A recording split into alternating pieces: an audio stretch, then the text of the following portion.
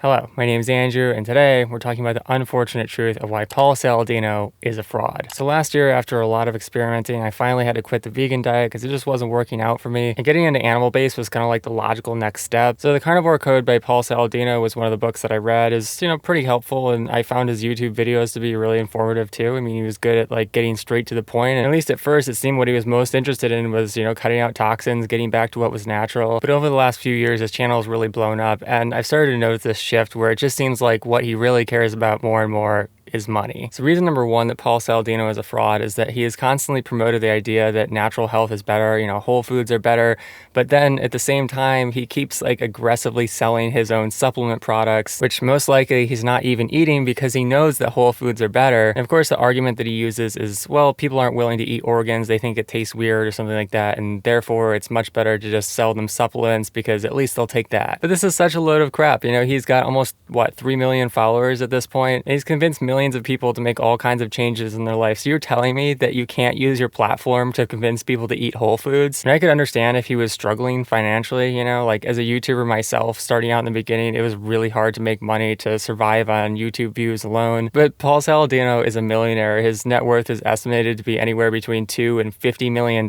So he reached the mark a long time ago of never having to work another day in his life, and he can live a really good life on probably 1% of his current salary. So the only real reason for him to continue aggressively promoting supplements over whole foods is that he has dollar signs in his eyes. The thing that he primarily cares about is business growth. And before filming this video, I tried to go out and find any information I could on what he was doing in terms of charity. Like, was he donating money? Had he set up charities? And I just couldn't find a single piece of information. If I'm wrong about that, I'll happily take it back. But the weird thing is that most influencers will do some sort of charity, if only for narcissism, to make themselves feel more generous. But Paul Saladino hasn't even made the effort to look like he's being charitable. The second reason Paul Saladino is a fraud is his business partner, Brian Johnson, aka the Liver King. And most people don't even know about this because Paul has done a very good job of trying to hush it up lately. And if you're not familiar with the Liver King, he's essentially this influencer that popped up on Instagram and TikTok with this big scraggly beard and jack muscles and this rhetoric about going back to primal ways of living. And of course, promoting liver as the most healthy thing to eat. Except, whoops, he was on steroids the entire time, and also apparently kind of mentally unstable because he was just arrested for threatening Joe Rogan. If you search Paul Saladino Liver King, you can find a video where Paul is talking about like, oh,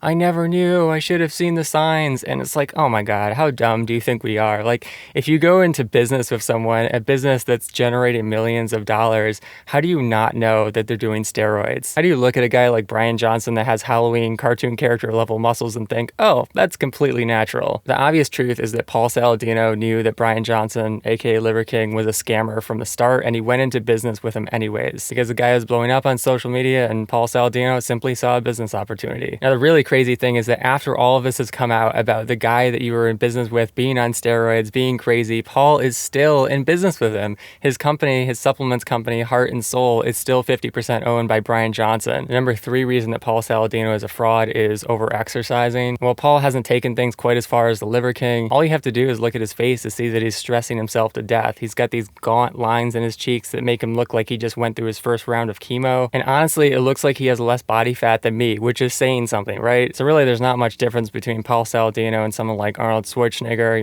bodybuilders who are trying to carve off every little ounce of fat, not for any health reason, but just because they want to look healthy. And if you haven't checked up on Arnold Schwarzenegger lately, I would recommend that you do, because his body is just a complete mess. He's had surgery after surgery after surgery. His heart is almost given out. He just looks terrible. So again, the only reason why Paul Saladino is working out like this is body dysmorphia. He's like one of those people that gets plastic surgery after plastic surgery after plastic surgery, and he just doesn't seem to know when to stop. And then of course he'll also make these videos about how what he's doing is going to make him live longer, as if he could possibly know that. It's not like he has a fortune ball, but it's pretty obvious from looking at the physiques and the daily habits of indigenous people who have never been exposed to the idea of going to the gym that they know that excessive exercise, unnecessary exercise, just rapidly ages your body. Every wild animal on earth, including indigenous humans, knows that the most important thing about living longer is conserving conserving energy. Because the more times your body has to go through that damage repair cycle, the faster you age. It's just as simple as that. And Paul's a smart guy, so I'm sure he knows this deep down, but he also knows that being bigger and, more cut is going to get him more views on social media. So it seems like that's just what matters to him, which is fine if that's what you want to do with your life and your body. But if you have this whole brand around natural health and then you're doing this thing that's incredibly unhealthy and unnatural and that's going to damage other people's bodies who are copying you, that's not okay. Like, you'll never see a tiger going to the gym and lifting weights or running marathons, right? Because they'll work really hard to get a kill, but then once that's over, what do? They just sit around and relax. And with all this intense exercise that Paul Saladino is doing, you have to ask yourself, why? Like, isn't the whole point of training that you're training for something? But in Paul Saladino's case, all he's training for is social media fame. Number 4 reason that Paul Saladino is a fraud is misrepresenting studies. And this is something that pretty much all health influencers do these days, because it's basically like shooting fish in a barrel. If you put up a screenshot of a study, most people are not going to bother to even look at that study themselves. They're just going to blindly believe whatever the person who's interpreting the study is telling them. And in Paul Saladino's case, he has all these little tactics that he uses to promote his narrative, like cherry picking studies that agree with what he's talking about and then ignoring studies that don't, or not talking about the fact that the study wasn't placebo based or double blind or that it was teeny tiny, and also not acknowledging the fact that 99% of studies are biased. Because think about it, in order to do a study with a meaningful amount of people, 1,000 or more, and so you have to ask yourself, why would someone or a company invest hundreds of thousands or millions of dollars in a long-term high-quality study if they didn't have a vested financial interest in a certain outcome? This is precisely why I never talk about nutritional research or mention studies on my channel, because although they can sometimes be an interesting jump-off point for research, they're just not a reliable way to make decisions about your health. If you don't believe me, just go to the channel of any popular health influencer like Dr. Michael Greger, for example, who is about veganism,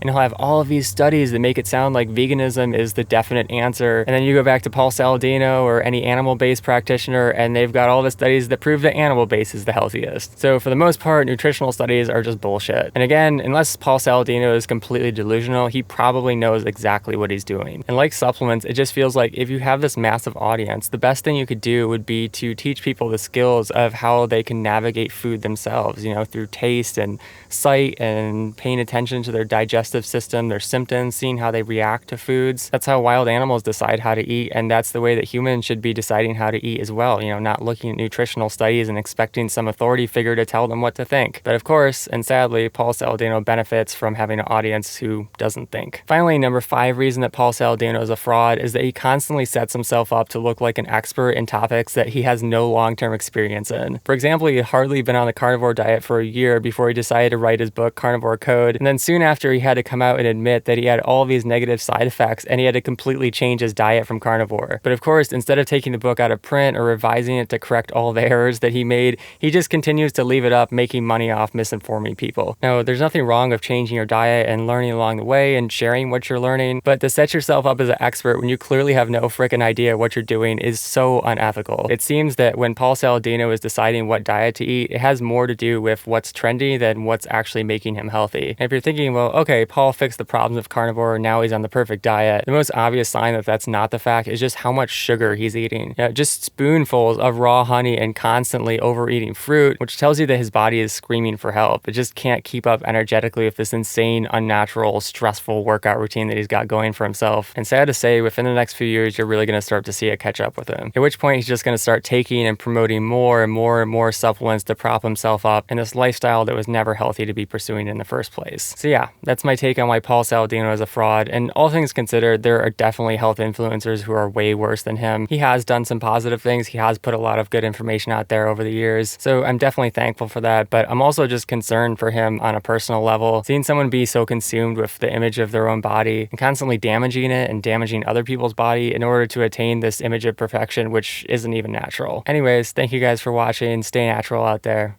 Peace.